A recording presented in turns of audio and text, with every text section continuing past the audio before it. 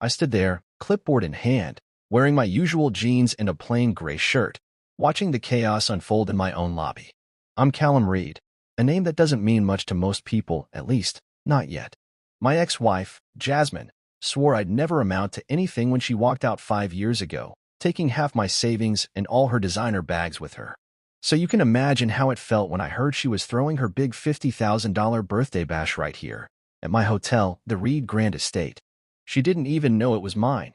That's the best part.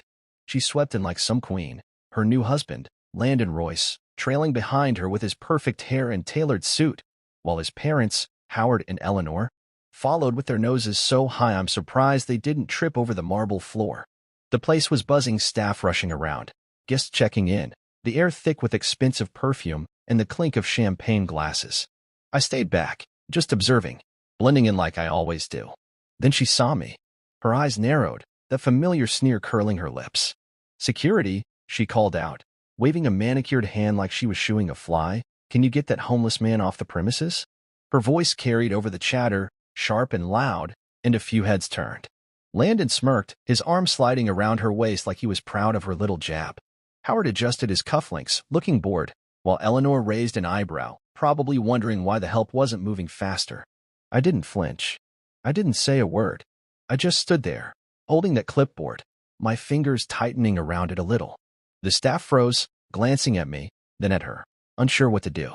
Paula, my front desk manager and the closest thing I've got to a real friend here, stepped forward, her lips twitching like she was fighting a laugh.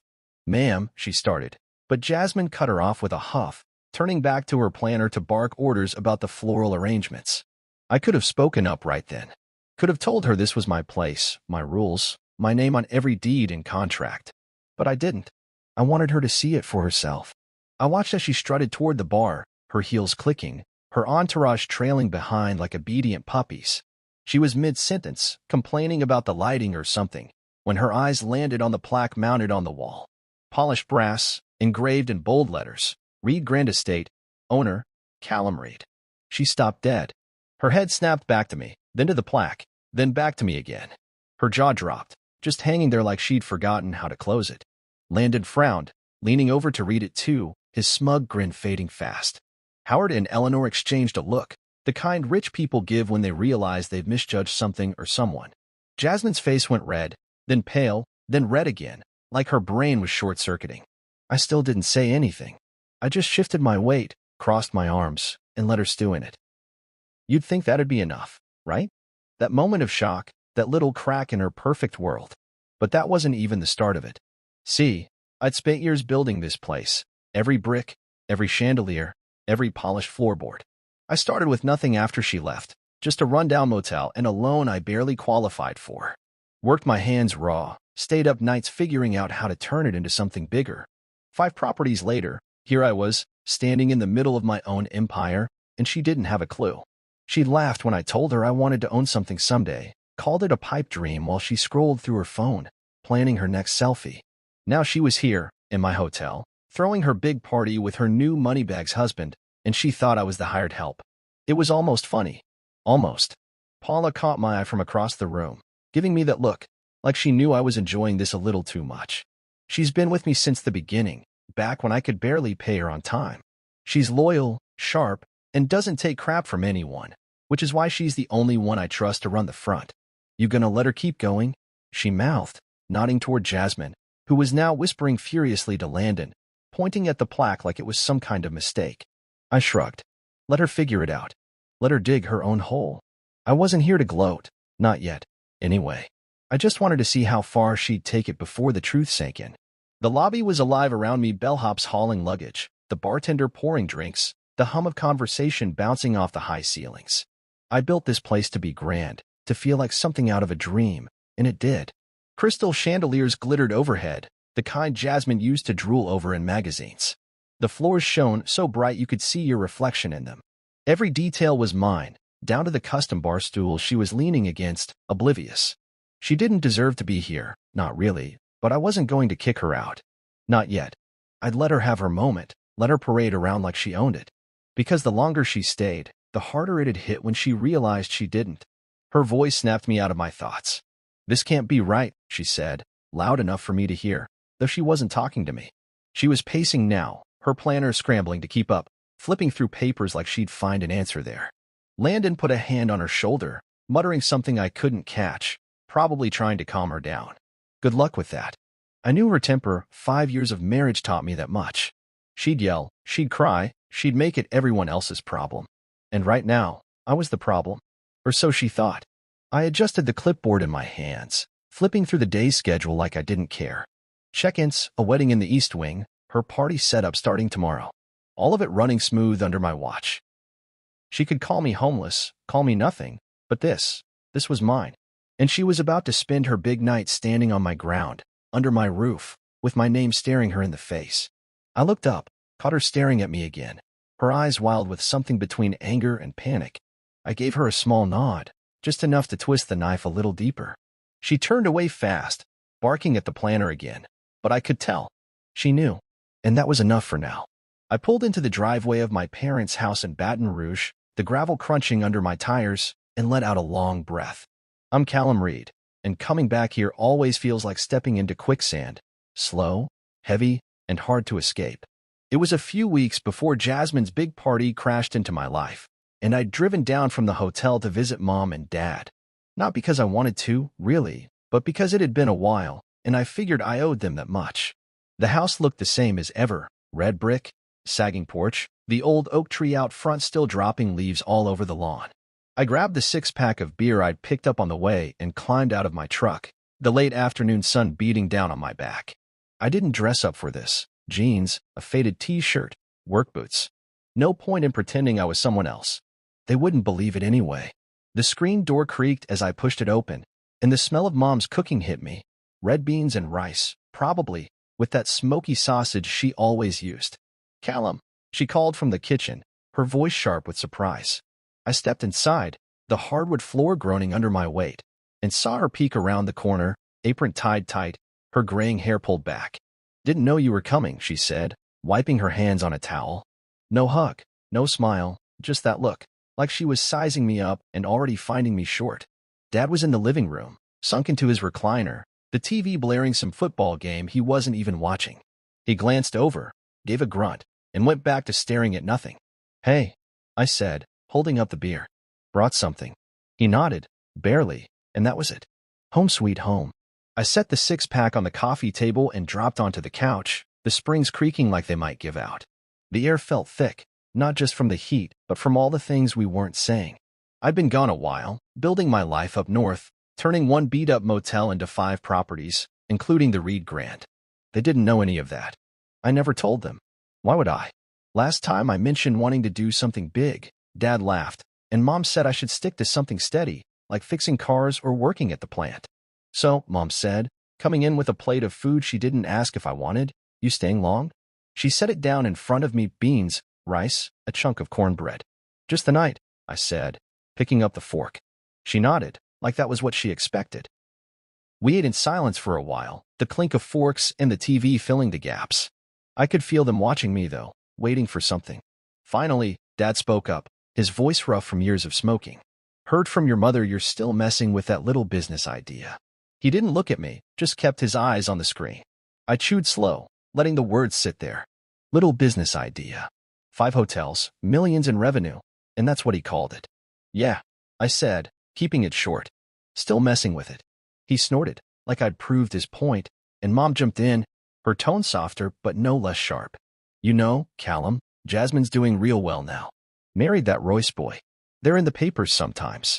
She said it casual, like it was just news, but I felt the jab. Jasmine. Always Jasmine. I put my fork down, the food suddenly tasting like dust. Good for her, I said, my voice flat.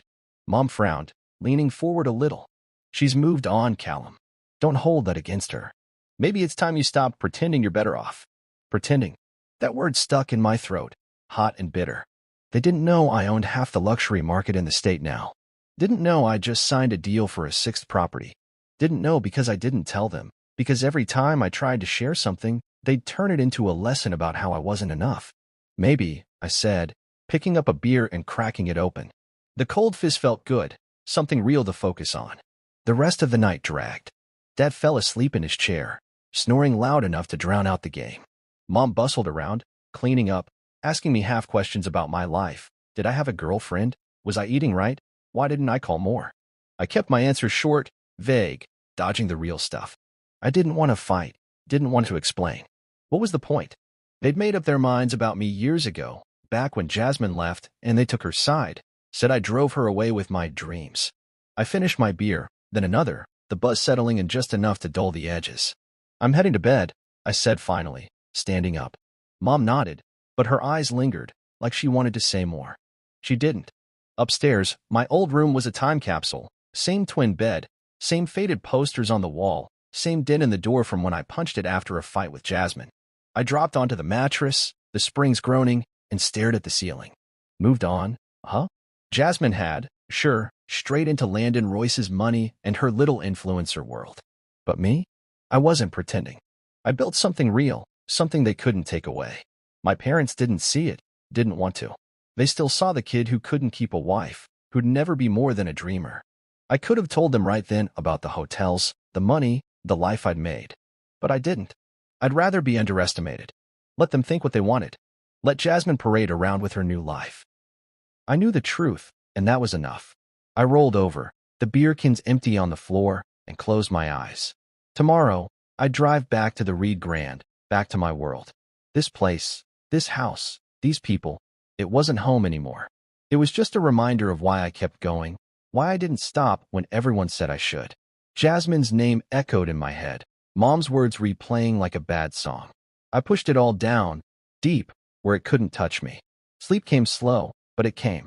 And when I woke up, I'd leave this behind, again. I was sitting in my office at the Reed Grand, the hum of the hotel buzzing through the walls, when Paula burst through the door like a storm. I'm Callum Reed, and I've gotten used to her dramatic entrances. She's my front desk manager, my right hand, and probably the only person who'd tell me if I had spinach in my teeth without laughing first. It was a few days after I'd gotten back from Baton Rouge, still shaking off the sour taste of that trip, and I was knee-deep in paperwork. Bookings, invoices, the usual grind. The office isn't fancy, just a desk, a couple of chairs, and a window overlooking the courtyard. But it's mine, and that's what matters. Paula didn't knock, didn't wait for me to look up.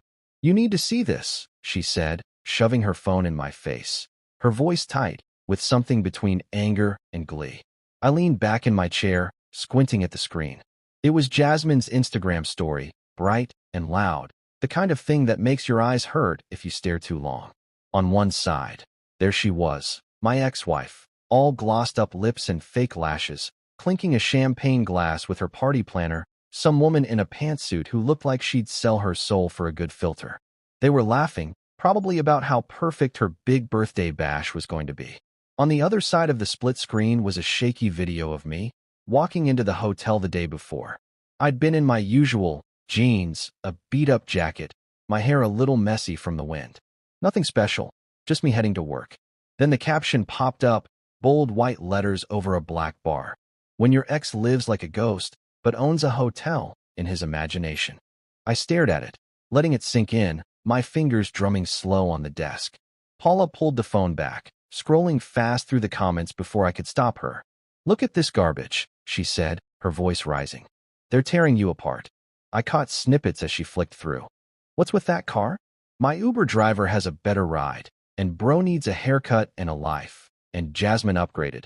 This dude's stuck in 2010. Hundreds of them, piling up under her post, her little army of followers eating it up like candy.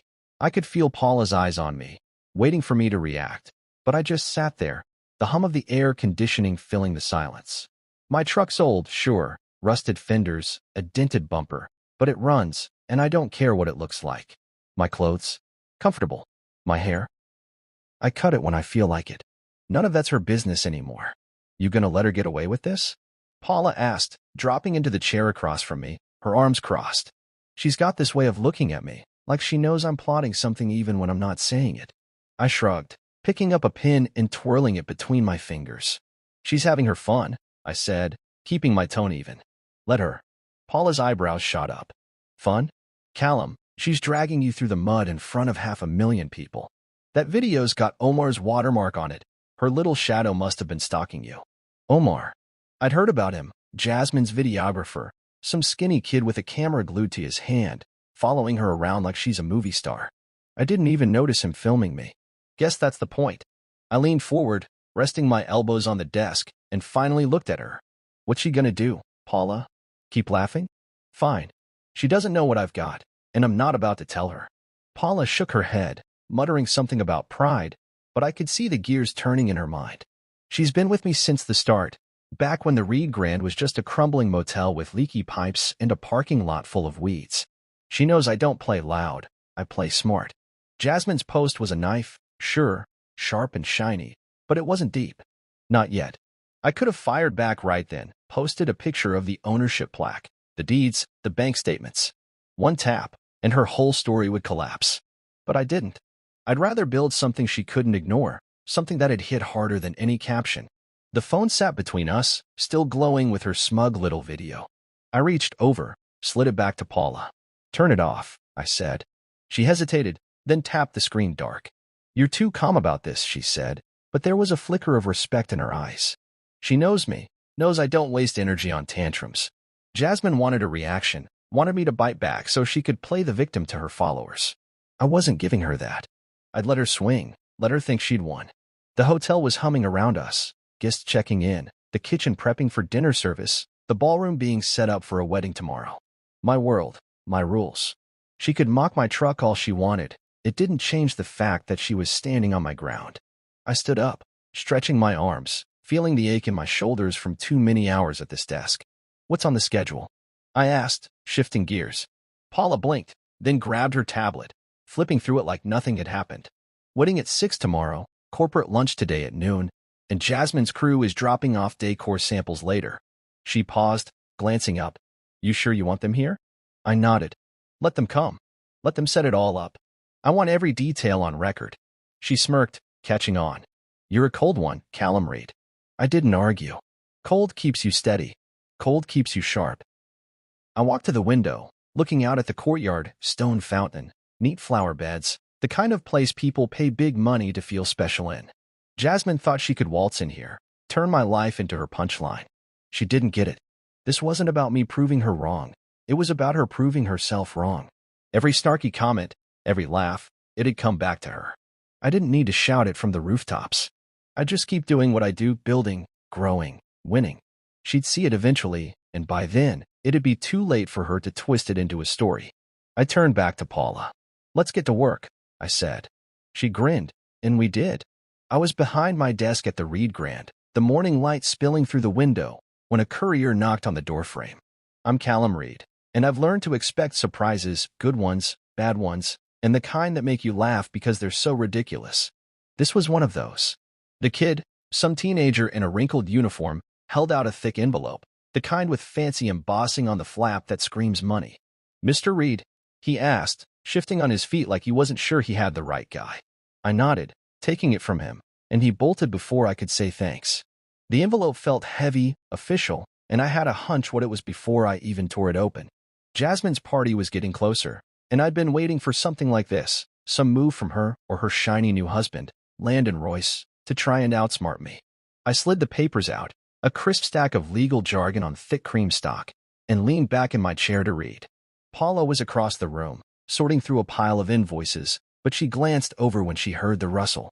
What's that? She asked, her voice curious but edged with suspicion. She's got a nose for trouble, Paula does, and I trust it. I skimmed the first page, standard event contract. Booking the ballroom, bar, catering, the works. Nothing weird until I saw the client name.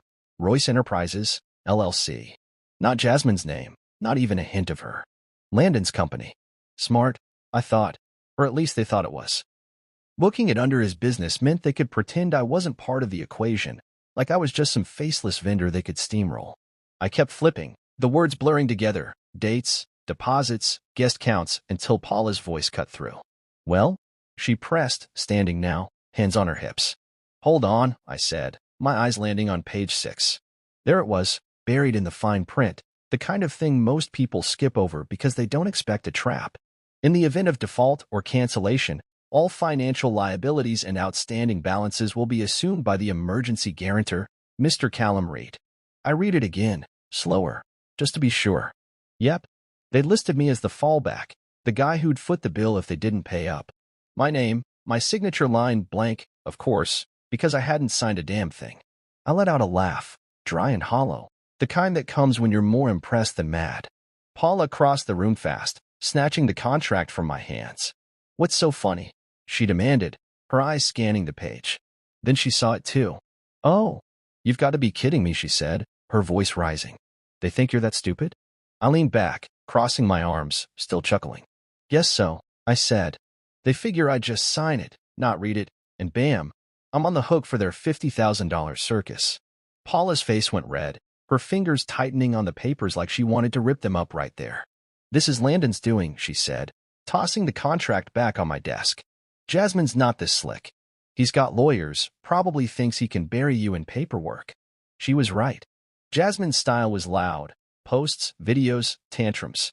This was quieter, sneakier, the kind of move a guy born into money like Landon would pull. I picked up the contract again, flipping to the signature page. His name was there, scrawled in black ink, all loops and confidence. No sign of Jasmine, but her shadow was all over it. I slid the whole thing into my desk drawer, the metal clanging shut. Evidence, I said, tapping the handle. Paula raised an eyebrow. You're keeping it? She asked.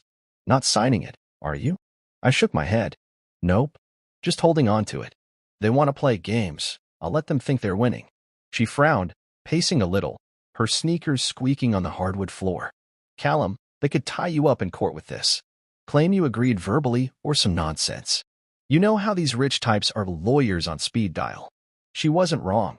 The Royces had deep pockets, and Landon grew up with people fixing his messes. But I wasn't worried. I dealt with worse than this, creditors, shady contractors, a divorce that left me eating ramen for 6 months. This was just a fancy piece of paper with a bad idea on it. I stood up, stretching, feeling the stiffness in my back from too long sitting. They'd have to prove I agreed, I said. No calls, no emails, no handshake. They've got nothing. Paula stopped pacing, her frown easing a little. You're sure? She asked. Sure enough, I said. Let them send it back, let them push. I'll send it back and signed every time. She nodded, slow, like she was starting to see the picture. I don't fight loud, I fight steady. They thought they could slip this past me, make me the safety net for their big show. But I read every line, every word. 5 years of building this place taught me that much. Details matter. The office was quiet for a minute, just the distant clatter of the hotel beyond the door. I walked to the window, looking out at the parking lot. My old truck parked next to Paula's sedan, a delivery van unloading crates by the kitchen entrance. This place was mine, every inch of it, and they weren't taking it. Not with a contract, not with a party, not with anything. I turned back to Paula. What's next on the list? I asked, ready to move on. She grabbed her tablet, flipping through it. Catering meeting at 2, and the florist wants to confirm the wedding order. She paused, glancing at the drawer. And this? I shrugged. It's their move. Let's see what they do. I sat back down, the contract tucked away like a loaded gun I didn't need to fire yet. Landon and Jasmine thought they were clever, thought they could outmaneuver me without me noticing. Maybe they didn't know I'd spent years scraping by, learning every trick, every loophole. Or maybe they just didn't care. Either way, I had it now, proof of their game, right there in black and white. I'd keep it close, let them dig deeper. The hotel hummed around me, alive and steady, and I felt that calm settle in, the kind that comes when you know you're holding the better hand. I sat in my office at the Reed Grand, the late afternoon sun casting long shadows across the desk, when I decided to pull up the security footage from the night before. I'm Callum Reed, and I've learned to keep an eye on things. People lie, but cameras don't. Jasmine's party was inching closer, and her crew had been in and out all week, dropping off samples, measuring spaces, making demands. I wasn't surprised she'd shown up last night. Paula had tipped me off about it, but I wanted to see it for myself, see what she was up to when she thought no one was watching. The screen flickered to life, and I clicked through the feeds until I found the ballroom camera, timestamped just after 8. There she was, strutting in like she owned the place, her heels clicking loud enough to echo even on the grainy video. Jasmine was in full performance mode, hair tossed back, phone in hand, directing her planner like a drill sergeant. She wore some sparkly dress that caught the light, probably planning to wear it for the big night, and her voice came through sharp on the audio. No, no, move that table over there, she snapped, pointing at a spot near the windows. And this chandelier, it's perfect. This'll break the internet when we light it up. She spun around, gesturing at the massive crystal fixture hanging above, the one I'd spent a fortune on when I renovated this place. She didn't know that, of course. To her, it was just another prop for her show. I leaned closer to the screen, watching her wave her arms, her planner scrambling to jot down notes while a couple of staff hovered nearby, looking nervous. She didn't stop there. She marched over to the bar area, running her finger along the counter like she was checking for dust. This needs to be spotless, she said, loud enough for the mic to catch every word. I'm not having my guests served from some grubby dive. I felt my jaw tighten. Grubby dive? This place was polished to a shine. My team worked their tails off to keep it that way. Then she turned to one of the servers, a young guy named Miguel who'd been with me for a year. You, she barked, pointing at him. Tell your boss this layout's a mess. Who even designed this? Miguel stammered something I couldn't hear, his face red, and she waved him off like he was a bug. I shook my head, leaning back in my chair. That's Jasmine, always loud, always tearing someone down to feel big. I switched to another angle, the hallway feed, and caught her entourage trailing behind, Omar with his camera, filming every second, and a couple of assistants lugging bags of decor. She didn't even thank them, just kept barking orders. Put those over there. No, not like that. She stomped over to the center of the ballroom, spinning in a slow circle, hands on her hips. This is going to be epic, she said, more to herself than anyone else. They'll talk about this for years. I could have shut it down right then, called Paula, told her to cancel the booking, kick them out. But I didn't. I wanted her to keep going, to sink deeper into this hole she was digging. I grabbed my mouse and started a new folder on my desktop, JR Unauthorized Booking. Every clip, every word, I'd save it. The footage rolled on, and I watched her point at the staff again, mocking the way they moved tables.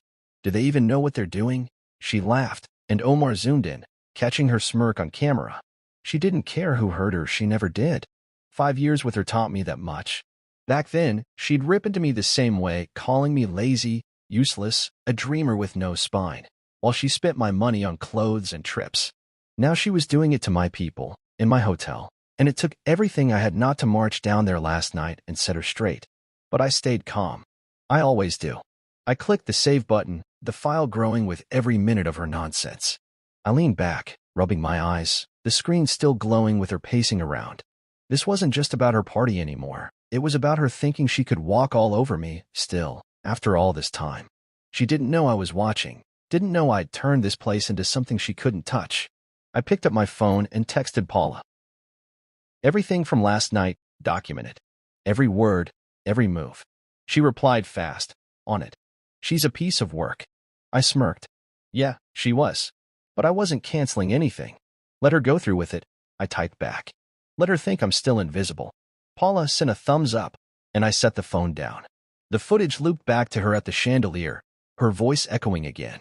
This'll break the internet. Maybe it would for her, not me. I'd let her have her moment, let her build this big, shiny thing she thought was hers. The hotel was quiet now, the day's work winding down, but I could still hear her in my head, loud and sharp. I didn't need to fight her, not yet. I'd just keep collecting, keep watching. Every insult, every strut, it was all going into that folder. If she wanted to play queen in my castle, fine. I'd let her wear the crown for a minute. But crowns slip, and I'd be there when hers did. I shut the laptop, the screen going dark, and stood up, stretching my arms. The office felt small after that, like the walls were pressing in with her voice still bouncing around. I walked to the door, stepping out into the hallway, the cool air of the hotel hitting me. The ballroom was empty now, the staff gone home, but I could picture her there, ordering everyone around like she owned it. She didn't. I did. And that's what she'd never see coming, not until it was too late. I locked the office behind me and headed downstairs, the weight of it all settling in, steady and sure. I was in my office at the Reed Grand, the blinds half open, letting in thin strips of light, when I pulled up the camera feed again. I'm Callum Reed, and I've gotten good at staying one step ahead, watching, waiting, letting people show their cards before I play mine. It was 2 days before Jasmine's big party, and she'd stormed back into the hotel that morning with her usual crew, all noise and glitter. I wasn't down there this time. I'd been on a call with a supplier, but Paula had texted me. She's losing it. You'll want to see this. So there I was, clicking through the footage, the timestamp showing just after 10 a.m. The ballroom came into view, and sure enough, there she was, a whirlwind in a bright pink blazer, her voice cutting through the audio like a saw. She was yelling at Sophie, one of my newer staffers, a quiet girl, barely 20, who'd started a few months back. Sophie was holding a stack of tablecloths, her hands shaking as Jasmine loomed over her. What is this? Jasmine snapped, snatching a cloth from the pile and waving it like it was trash. These flowers are hideous. Did you even look at my mood board? I said peonies, not whatever this cheap mess is. Sophie stammered, her voice too soft to catch on the mic, her face going pink. I leaned closer to the screen, my fingers tightening on the mouse. Sophie's good timid, sure, but she works hard, and I'd told the team to follow the planner's specs, not Jasmine's tantrums. But there she was, tearing into the kid like it was personal. Jasmine didn't stop. She tossed the cloth on the floor, stomping over to the kitchen entrance where one of my line cooks, a guy named Rico, was carrying out a tray of sample appetizers. He's Filipino, been with me a year, makes the best shrimp skewers you'll ever taste. She didn't care. You call this food? She barked, picking up a skewer and holding it like it smelled bad. This looks like something from a gas station. Do you even speak English? Tell your boss this won't do. Rico froze, his jaw tight, and I felt my stomach twist. I hired him myself, good guy, steady, doesn't deserve that. She dropped the skewer back on the tray, wiping her hands on a napkin like she'd touched something dirty, and stormed off to the center of the room. I switched cameras, following her path. She grabbed a clipboard from her planner, ironic, since I'm the clipboard guy, and slammed it down on a table so hard the sound crackled through the speakers. This is a disaster, she shouted, her voice bouncing off the walls. I'm spending 50 grand, and you people can't get a single thing right. Omar was there, of course, his camera rolling, catching every dramatic flail of her arms. Her assistant scurried around, picking up the mess she left, while my staff stood back, unsure what to do. I could have gone down there, put a stop to it, but I didn't. I kept watching, my jaw clenched, letting her unravel. Then Paula stepped in. The footage shifted as she walked into frame, calm as ever, her hands in her pockets. She's small but tough, and she doesn't flinch. Ma'am, she said, her voice steady, you're a guest here, not the boss. Let's keep this respectful. Jasmine whipped around, her eyes narrowing like Paula had slapped her. Respectful, she hissed. Do you even know who I am? Paula didn't blink. Do you? She shot back, cool and sharp. The room went quiet. Sophie stopped fumbling, Rico set the tray down. Even Omar lowered his camera for a second. Jasmine's mouth opened, then closed, her face going red. She wasn't used to pushback, not like that. I felt a grin tug at my lips, small but real. Paula's gold. She knows how to cut through the noise without raising her voice. Jasmine recovered fast, though, tossing her hair and scoffing. You'll hear from my lawyer, she spat, grabbing her bag and storming toward the exit, her crew trailing behind. The door slammed, and the footage showed my team exhaling, Sophie slumping against the table, Rico shaking his head. Paula turned to them, said something I couldn't hear, probably checking if they were okay, then headed out of frame. I stopped the video, leaning back in my chair, the silence settling in. That was it, the final nail. She'd crossed a line, not just with me but with my people. Insulting staff, trashing the place, acting like she owned it. That wasn't just rude, it was grounds to shut her down. Venue ban, contract termination, the works. I grabbed my phone and called Paula. She picked up on the first ring. You see it? She asked. No hello, straight to it. Yeah, I said. All of it. Sophie okay? Rico? She sighed. Shaken, but fine. Sophie's tougher than she looks, she'll bounce back. Rico's pissed, though. Wants to know if he can spit in her food. I laughed, short and rough. Tell him no, but I get it. Paula snorted. So what's the play? I tapped my fingers on the desk, thinking. We've got her on tape, harassment, disruption. That's enough to cancel her booking, no refund. Legal's on our side. She paused, then said, You sure? She'll scream bloody murder. I nodded, even though she couldn't see it. Let her scream. We've got the proof. I hung up, pulling the footage file into the JR unauthorized booking folder. Every word, every stomp, it was there, her meltdown, my moment. She thought she could roll in here, treat my hotel like her playground, my staff like dirt. But this wasn't her world, it was mine. I could end her party right now, send the cancellation notice, and watch her implode online. But I didn't, not yet. I'd let her keep planning, let her think she'd won. The band would hit harder the closer she got to the date. I stood up, stretching, feeling the weight lift a little. She'd handed me everything I needed, and she didn't even know it. That's the thing about Jasmine, she's loud, but she's not smart. And I'd use that, quiet and steady, until it was over. I stood at the top of the grand staircase in the Reed Grand, looking down at the lobby buzzing with activity, my hands resting easy on the polished railing. I'm Callum Reed, and today was the day of Jasmine's big party walkthrough, her chance to show off her venue to Landon and his parents, Howard and Eleanor Royce. I'd swapped my usual jeans for a navy suit, nothing flashy, just sharp enough to say I belonged here. The staff had been prepping all morning, tables set, lights tested, the chandelier gleaming like a crown over the ballroom. I told Paula to let them in, let them wander, let Jasmine strut around like she owned it. And she did, right on cue, floating through the double doors with Landon on her arm, Howard and Eleanor trailing behind, all of them dressed like they were heading to a gala, not a dry run. From up here, I could see everything: Jasmine in a sleek white dress, her hair bouncing as she pointed at the bar, the floral arches, the dance floor. "This is where the DJ goes," she said, her voice carrying up to me, loud and sure. "And over there, the photo booth, custom backdrop, my logo, the works." Landon nodded, his hands in his pockets, looking bored but indulgent, like a kid humoring his little sister. Howard adjusted his glasses, peering at the ceiling, while Eleanor scanned the room with a tight smile, her heels clicking on the marble. They didn't see me yet, and I didn't move. I just watched, letting them settle in, letting Jasmine build her castle in the air. She led them through the lobby, her gestures big and dramatic, like she was on a stage. "The guests will come in here," she said, sweeping her arm toward the entrance, "and we'll have the red carpet, velvet ropes, the whole vibe. It's going to scream luxury." Eleanor murmured something to Howard, too quiet to catch, but her nod said she was impressed. Landon smirked, pulling out his phone to snap a picture of the chandelier. "Nice touch," he said, and Jasmine beamed, soaking it up. I stayed still, my fingers tapping the railing, feeling the cool wood under my palms. She was good at this, selling the dream, making it sound like her idea, her triumph.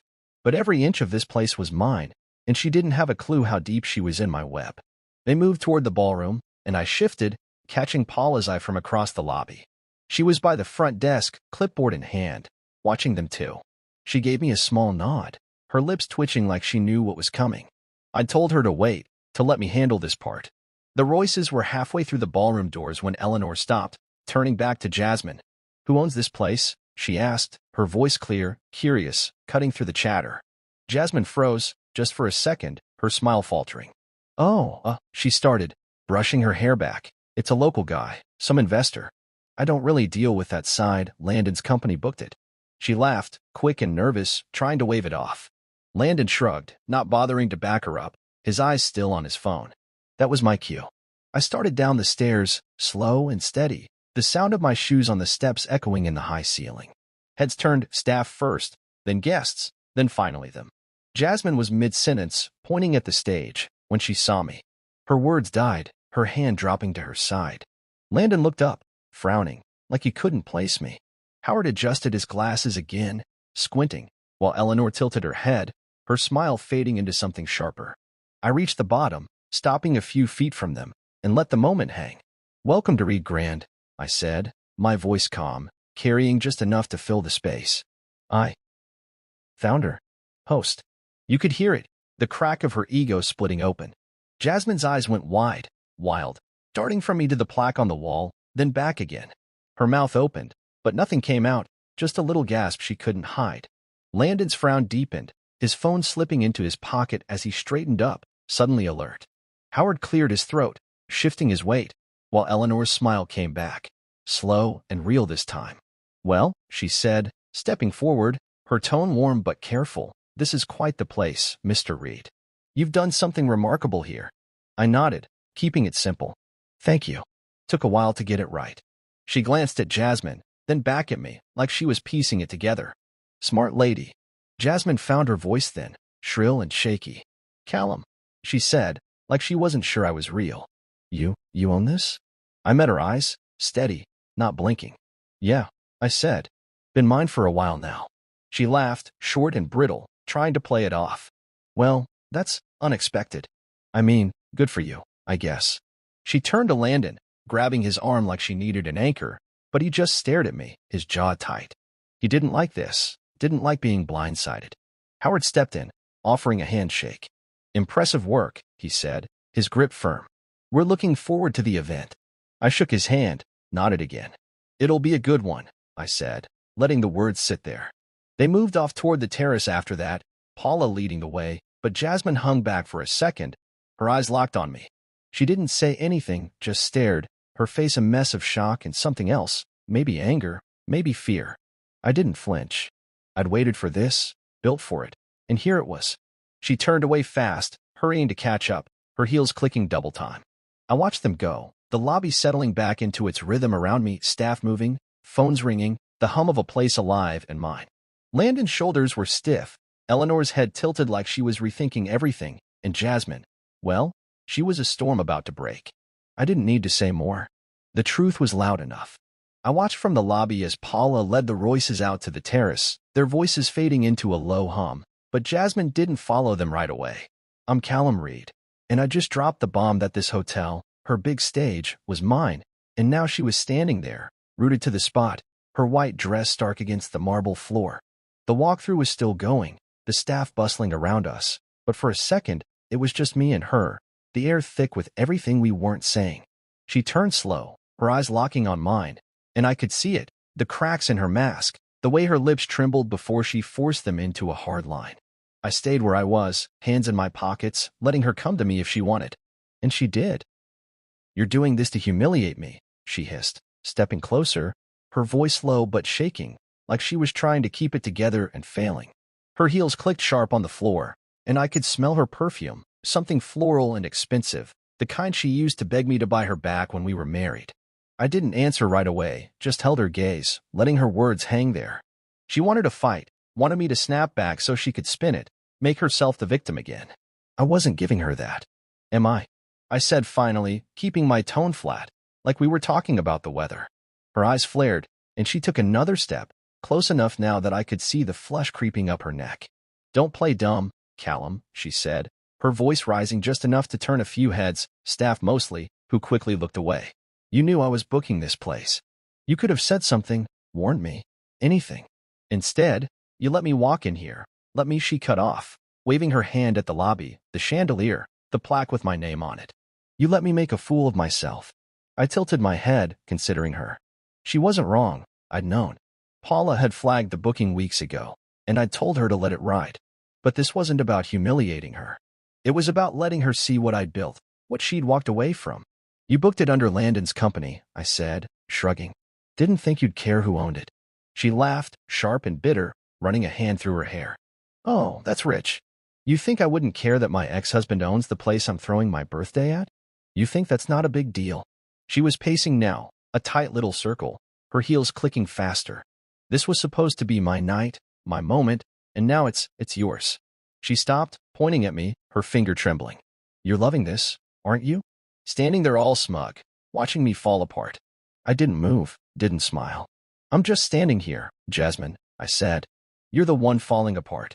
That hit her. Her face twisted, and for a second, I thought she might cry. Those big, dramatic tears she used to pull when she wanted something. But she didn't. She straightened up, tossing her hair back, trying to claw back some control. "Fine," she said, her voice breaking despite herself. "You win, okay? You've got your fancy hotel, your little empire. Congratulations." She turned, starting for the terrace, but then she stopped, looking back. "You're still the same, you know that? Silent, stubborn, thinking it makes you better than me." I didn't bite. I just watched her go, her steps uneven, her shoulders stiff as she joined the others outside. The lobby settled back into its rhythm, phones ringing, staff moving, the soft clink of glasses from the bar. I stayed where I was, letting the silence sink in, the kind that comes after a storm passes. She was wrong. I wasn't doing this to win. I didn't need to. I'd built this place for me, not her, and she couldn't take that away, no matter how loud she got. Paula came back inside, catching my eye as she crossed the lobby. "She's spinning out there," she said, nodding toward the terrace. "Trying to explain it to them. No one's buying it." I nodded, feeling the weight of it settle. Jasmine's power, her whole act, it was crumbling, and she knew it.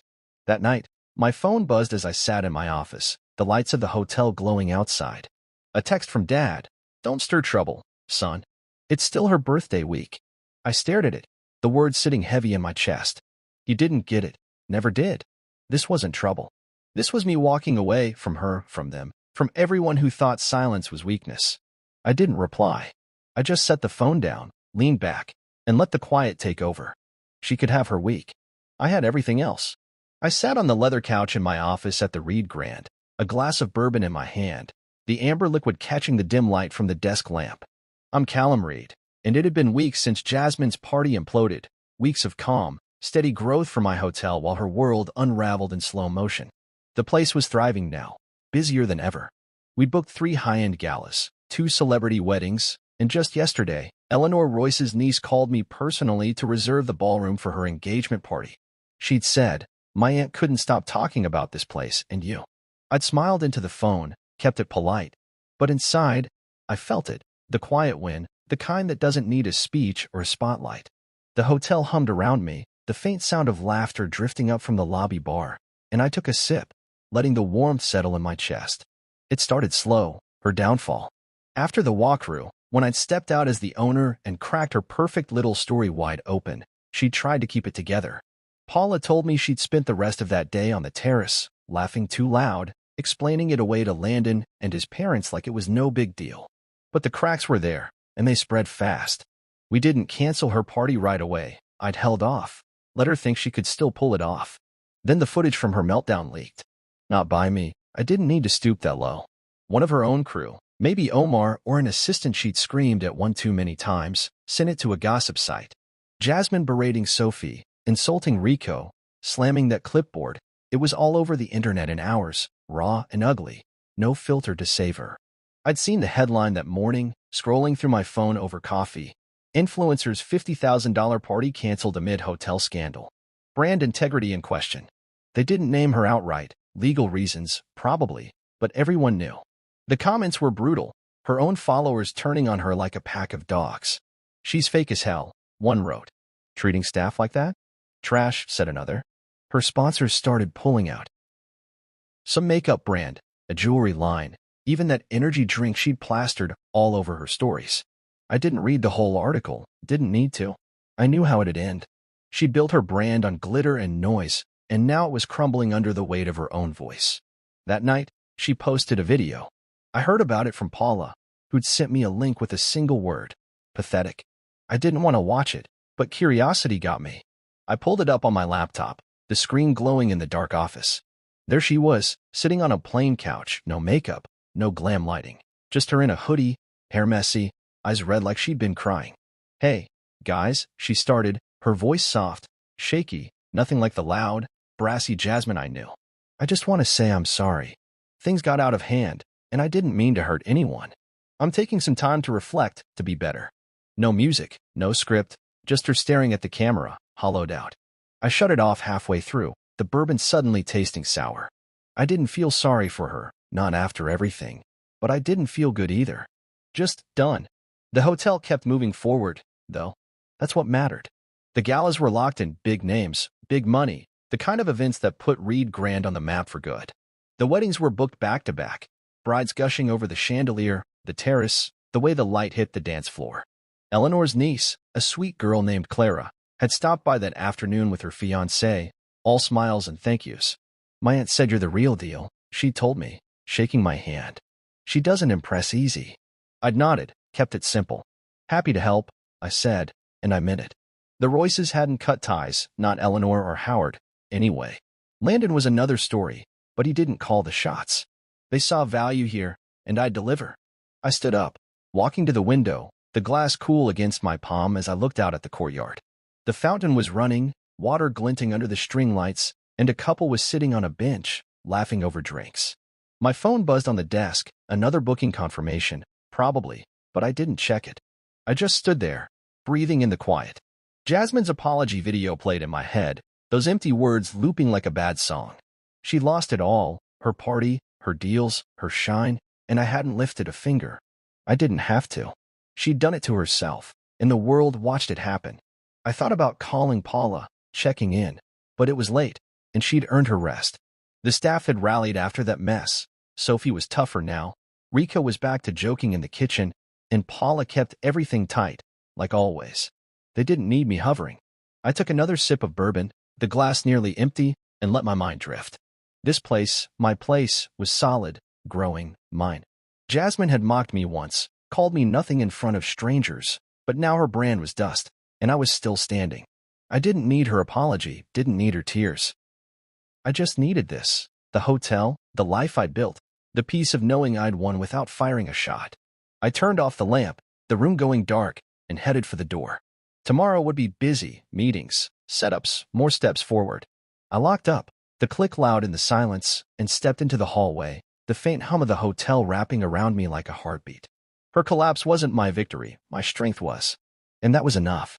I drove past my parents' house in Baton Rouge that morning, the old red brick place looking smaller than I remembered, the oak tree out front shedding leaves across the patchy lawn.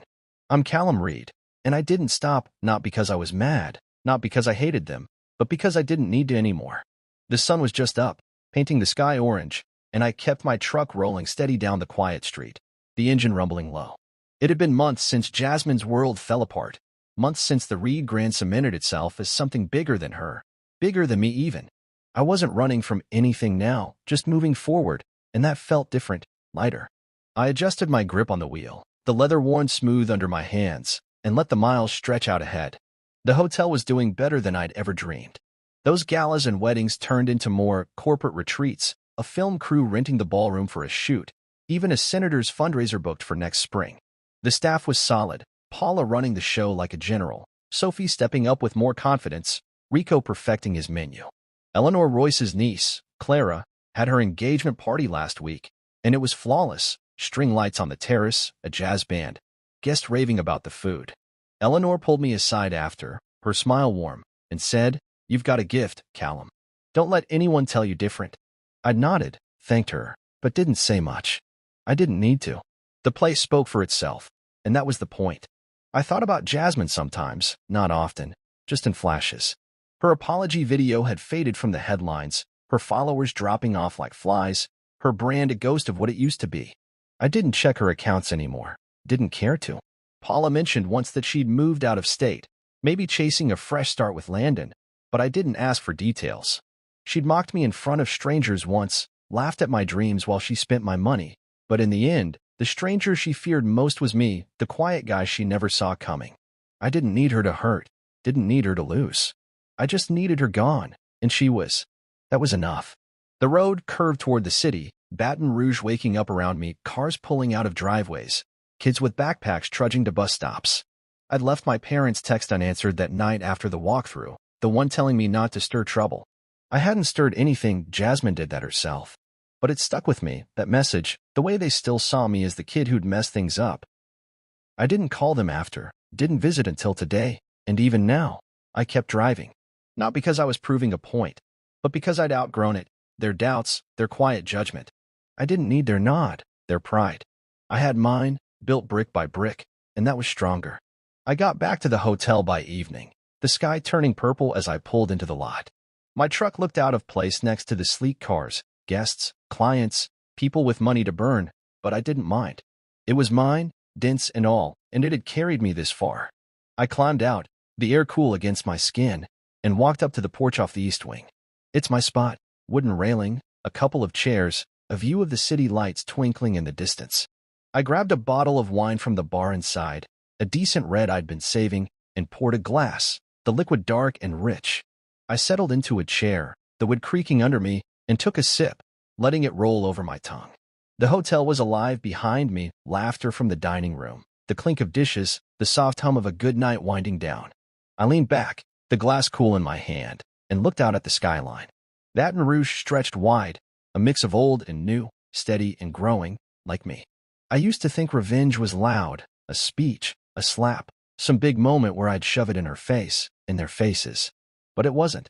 The real win was this, sitting here, wine in hand, knowing I'd built something they couldn't touch. Jasmine came to take it, to make it hers, and I let her try. I let her parade around, let her scream, let her fall. And when it was over, I didn't say a word. The silence spoke for me, steady, strong, louder than she'd ever be. The night settled in, stars popping out one by one, and I felt it. Peace, finally. Not the kind that comes from winning a fight, but the kind that comes from knowing you don't need to fight anymore. My name was on the plaque, on the deeds, and the bookings rolling in every day. My world was here, solid and mine, and no one could shake it. Not her, not my parents, not anyone. I took another sip, the wine smooth and warm, and let my shoulders relax. The city lights blinked back at me, a quiet promise of more to come, more days, more wins, more of this. I didn't hear the phone buzz inside, didn't check the emails piling up. Tomorrow would come, busy and full, but tonight was mine. I finished the glass, set it on the railing, and stood up, stretching my arms. The hotel glowed behind me, my home, my proof. I turned back once, taking it in, the windows lit up, the roof line sharp against the sky, then headed inside, the door clicking shut soft behind me. Peace wasn't a word I'd used much, but it fit now, snug and real. And that was all I needed.